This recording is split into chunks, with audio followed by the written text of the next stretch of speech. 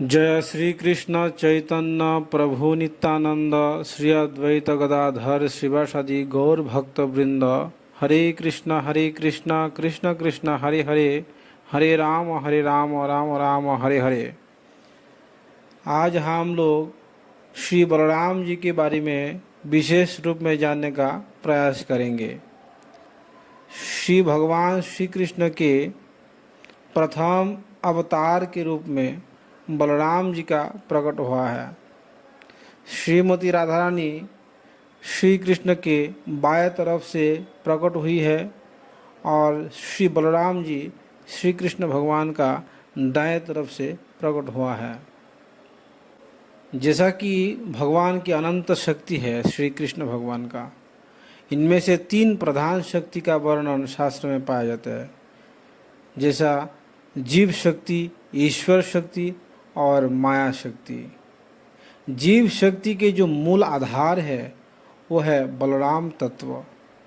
बलराम तत्व से संकर्षण आदि से जीव का प्रकट हुआ है। संकर्षण के अंश क्षीरदशायी विष्णु से जीव का प्रकट हुआ है। जीव भगवान श्री कृष्ण के अंश है और भगवान श्री कृष्ण के जीव शक्ति के अंशांश से प्रकट होने के कारण आत्मा को जीव कहा जाता है, क्योंकि जीवनी शक्ति बलराम से ही प्रकट है। बलराम भगवान के जीव शक्ति के मूलाधार है। बलराम से संकर्षण से कारण विष्णु, उससे गर्भ विष्णु, उससे शिर विष्णु। उस शिरो विष्णु का ही अंश है जीव। शिरो विष्णु ही एक रूप में परमात्मा के रूप में रहते हैं और उस परमात्मा की ये अंश है जीवात्मा। बलराम जी भगवान श्री कृष्ण का विशेष रूप में सेवा करते हैं। 10 रूप से सेवा करते हैं। छत्र, चामर, पादोका, वस्त्र, उपवीत अर्थात जनई, माता पिता, धाम, सैया मतलब विस्तार, सोने का आसन। इन सभी रूप में भगवान बलराम जो है वो साक्षात रूप में श्री राधा गोविंद की सेवा करते हैं। इसीलिए बलराम जी को आदि गुरु कहा गया है, क्योंकि जो भगवान की इंटीमेट अर्थात अंतरंग सेवा में युक्त है वही किसी जीव को भगवान श्री कृष्ण का अंतरंग सेवा में युक्त करने में समर्थ है। गुरु तत्व है और जितना हमारी परंपरा में गुरु है वो सब बलराम का ही प्रतिनिधित्व करते हैं, क्योंकि बलराम भी चाहते हैं सभी जीव श्री राधा गोविंद का सेवा करें और बलराम की परंपरा में जितने सारे गुरु हैं उन सभी गुरु भी चाहते हैं सभी जीव श्री राधा गोविंद का सेवा करें। इसीलिए बलराम श्री कृष्ण शिक्षा जीवों को देते हैं, इसीलिए उनको गुरु कहा गया है। श्री बलभद्र का कृपा के बिना राधा कृष्ण की चरण कमल प्राप्त करना असंभव है।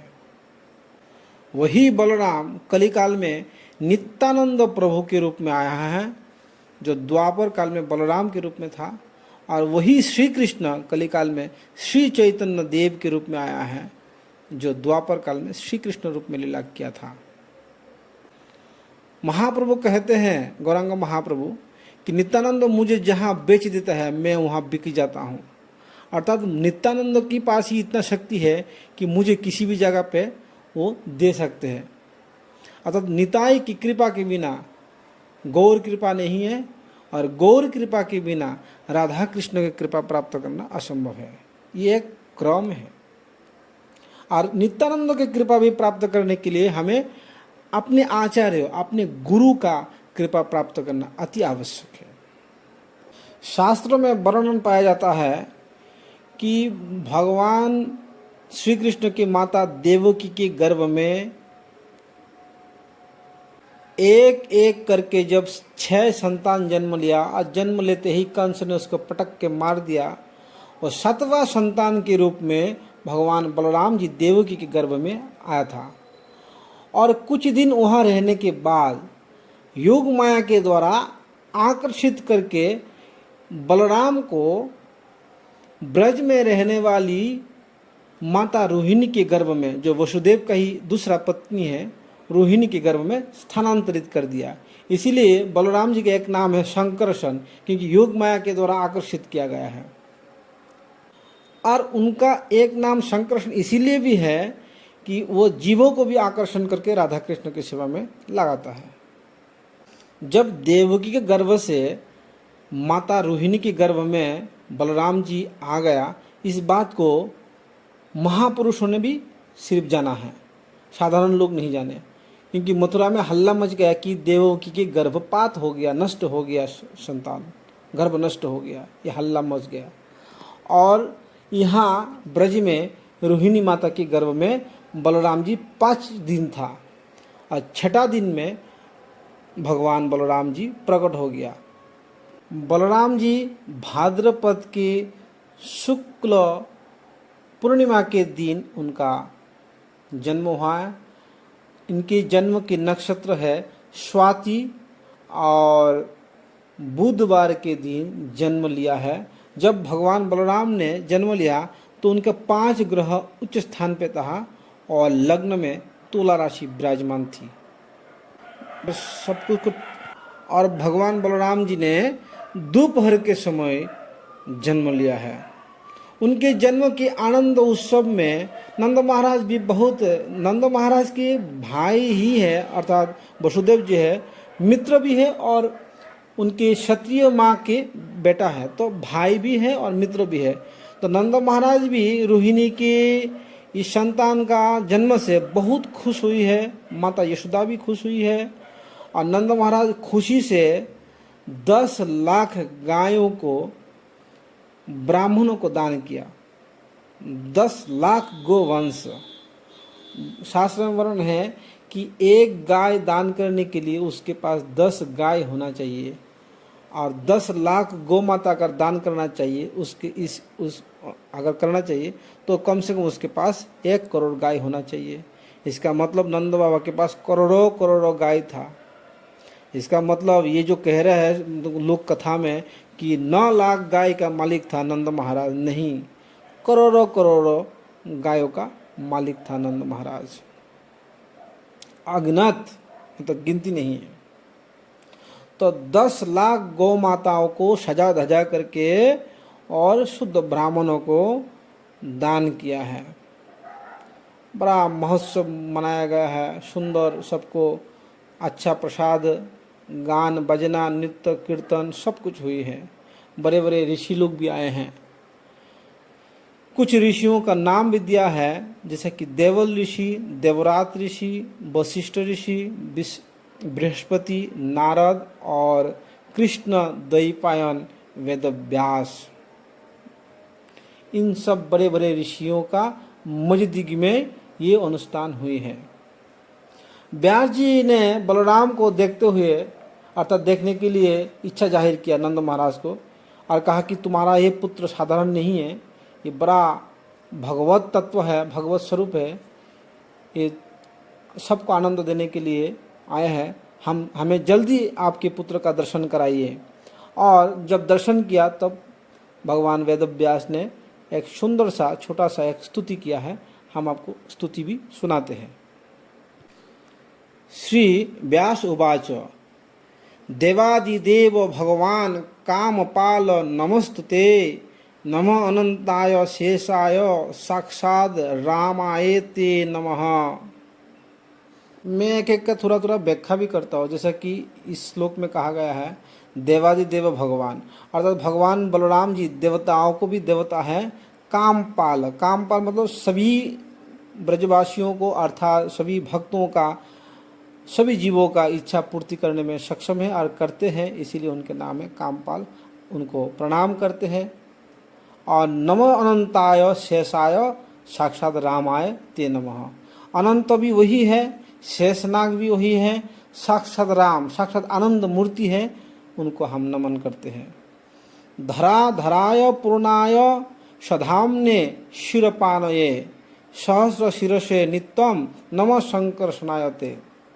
इस श्लोक में कहा गया है धरा धराय, जो धरती अर्थात पृथ्वी माता को जो धारण करते हैं अपने शीश पर, और वो पूर्णाय, वो स्वयं संपूर्ण है। सधाम्ने शिरपानय, वो आपने आप हाथ में हल मौसल का धारण करते हैं। और सहस्र शिरसे नित्यम सहस्र शीर्षा, भगवान शेषनाग के रूप में भी वही बलराम जी है, बलराम का ही अंश है, जो शेषनाग के रूप में भगवान का स्तुतिया करती रहते हैं। और संकर्षणायते नमः, जो समस्त जीवों को आकर्षण करते हैं, और वो भी योग माया के द्वारा आकर्षित होकर माता के गर्भ में आए हैं, इसीलिए उनके नाम है संकर्षण। संकर्षणायते नमः। रेवती रमन त्वाम वै बलदेवाच्युताग्रज, हलायुध प्रलम्बाग्न पाहि माम पुरुषोत्तम। अर्थात रेवती रमन, रेवती उनकी पत्नी के नाम है, और वो बलदेव उनका एक नाम है, और अच्युताग्रज अर्थात भगवान श्री कृष्ण की बड़े भैया है। हलायुध, हल उनके आयुध है, और प्रलम्बासुर को नाश बिना मतलब नष्ट करने वाले हैं। पाहि माम पुरुषोत्तम, हे पुरुषोत्तम, हे पुरुष श्रेष्ठ, हमें रक्षा करें। बलाय बलभद्राय तालांकाय नमो नमः, नीलांबराय गौराय रोहिण्याय ते नमः। सीधा है, बलाय अर्थात बल स्वरूप है, और बलभद्राय बलभद्र स्वरूप है। और तालांकाय, तालांक मतलब ताल के वृक्ष के चिन्ह जिनकी ध्वज में रहते हैं, वो तालांका। और नीलांबराय अर्थात नीला वसन धारण कर, नीला धोती धारण करते हैं भगवान बलराम जी। गौराय, उनके वर्ण जो है, उनके शरीर के रंग जो है वो गौर वर्ण कपूर की तरह सफ़ेद है। और रोहिण्याय, और रोहिणी के पुत्र है, ते नमः। धेनुकारी मुष्टिकारी कुम्मंडारी स्तमेव ही रुक्मारी कुपकर्णारी कोटारीर बल बलांतका।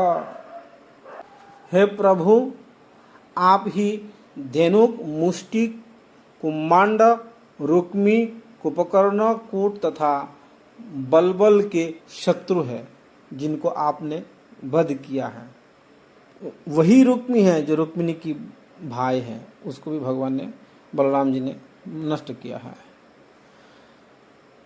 कालिंदी भेदनोशी त्वाम हस्तिनापुरा आकर्षक, कालिंदी को भेदन कर दिया। जब बलराम जी ने रासलीला कर रहा था तो थक गया था, तो कालिंदी को बुलाया। कालिंदी नहीं आना चाह रही थी, तो बलराम जी ने अपने हल से उनको भेदन कर दिया, मतलब कोई टुकड़ा कर दिया। और अभी भी वो रामघाट में उल्टा बहती है वो।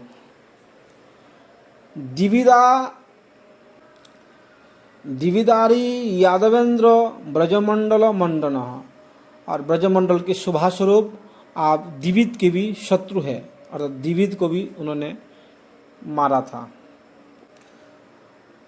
कंस भ्रातृ प्रहंतासी तीर्थ यात्रा करो प्रभु, दुर्योधन गुरु साक्षात पाही पाही जगत प्रभु।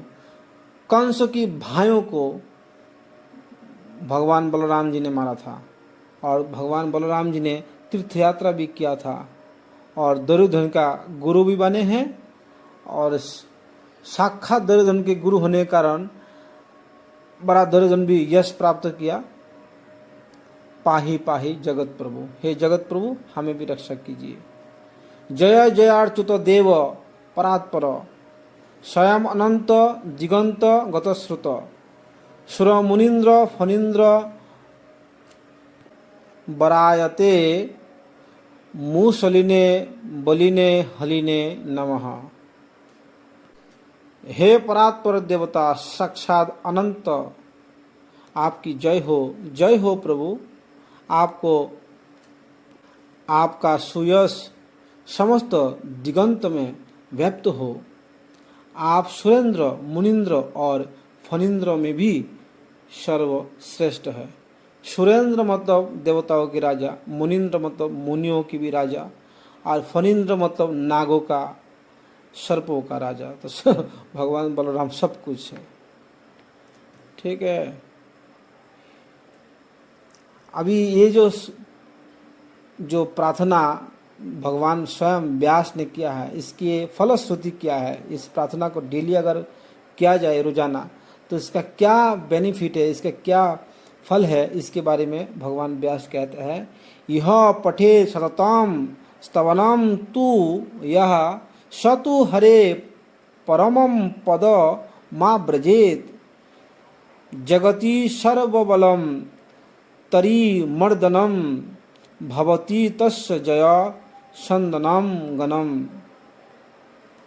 इसका अर्थ है जो इस जगत में सदा ही इस तप का पाठ करेगा वह श्री हरि के परम पद को प्राप्त करेगा। संसार में उसे शत्रुओं का संहार करने वाला संपूर्ण बल प्राप्त होगा, उसकी सदा जय होगी और वह प्रचुर धन का स्वामी होगा। यहाँ धन के मतलब है जगजागतिक धन नहीं है, भौतिक धन की बात नहीं है, ये कृष्ण प्रेम रूपी धन को प्राप्त करेंगे। अगर किसी को जागतिक भी मतलब है थोड़ा बहुत तो वो भी प्राप्त हो जाएगा, कोई बात नहीं। लेकिन एक्चुअली भक्त लोग जो है कृष्ण प्रेम रूपी धन को ही प्राप्त करने के लिए उनकी आराधना करते हैं। जय जय बलराम भगवान की जय, जय रोहिणी नंदन की जय, श्री कृष्ण अग्रज की निताय गौर प्रेमानंदे हरि हरि बोल।